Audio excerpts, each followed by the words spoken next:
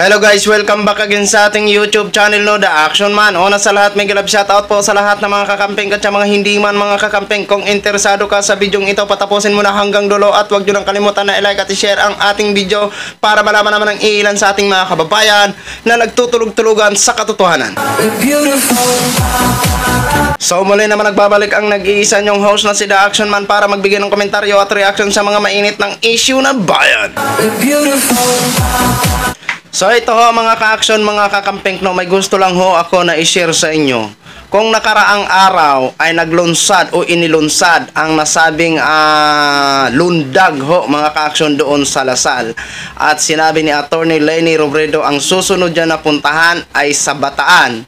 Ito po mga ka-action, no, gusto ko lang ho i-share sa inyo ang naging maikling mensahe niya pero tagos sa puso sa mga taga-Bataan. So alam naman po natin kung gaano kainit sinuportahan ng mga taga-Bataan si Attorney Leni Robredo nung during campaign nung 2022 ho mga ka-action.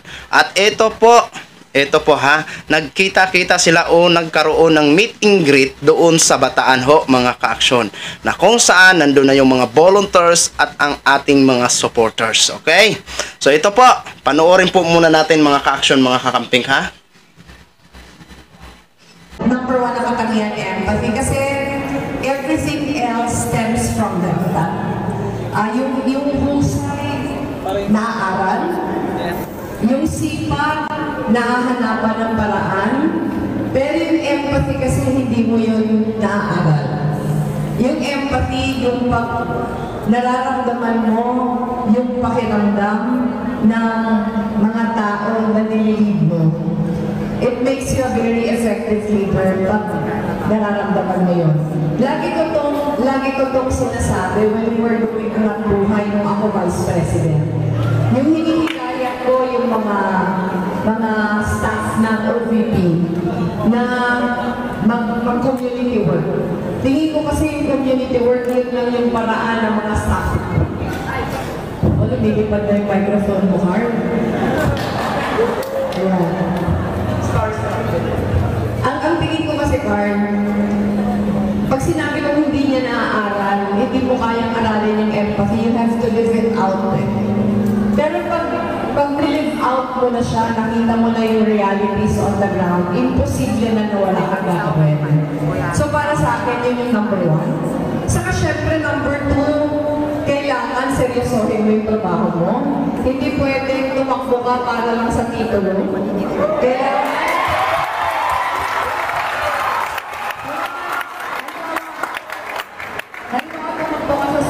Council, hindi pwede na gusto mo lang kasi maging student council officer. Kailangan para sa akin, walang maliit na posisyon. Ano man yung posisyon na nahalal ka, kailangan seryosohin mo.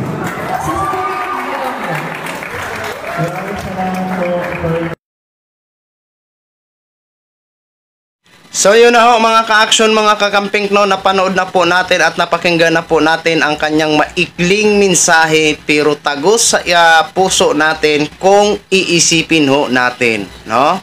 Ando na yung pakikiramay sa mga ating mga kababayan na mga naghihirap. Basta yung words na binitawan niya na empathy or empathy, ayun. No? Napakalalim po nun kung intindihin.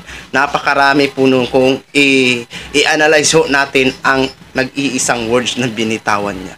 So ganito naman po si Attorney Leni Robredo kahit saan po siya pumunta sa ating mga volunteer nationwide, at hindi lang po ito nationwide, maging sa iba't ibang parte ng ibang bansa ho, mayroon pong volunteer. Dahil siya na po siguro ang may malaking volunteer dito sa atin sa Pilipinas sa kanyang Angat Buhay program. So alam naman po natin na kapag magmensahe po ito, mapaiksi man o mapahaba, is talagang nakaka-inspired na mga mensahe. Kaya ito po, binabalikan niya ang mga taong sumuporta sa kanya.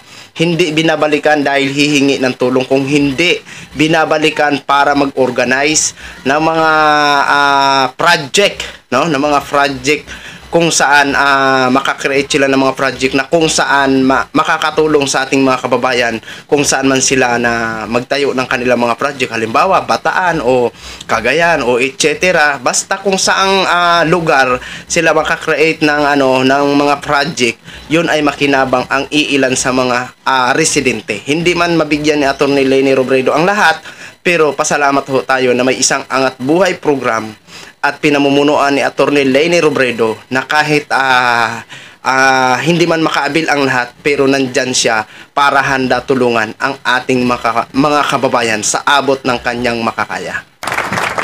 Diba?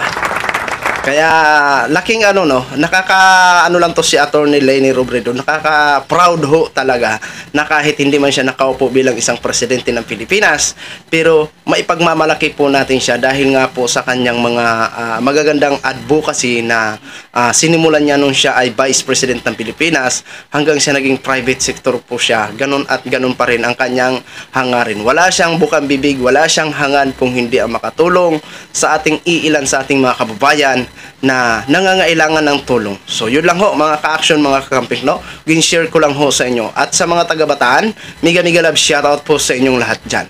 So yun lang ho mga ka-action, mga kakamping, gin-share ko lang ho sa inyo. Maraming salamat po sa ating mga viewers Luzon, Visayas, South Mindanao, all over the world. Ako po ang inyong lingkod, si The Action Man. Good evening everyone. Beautiful.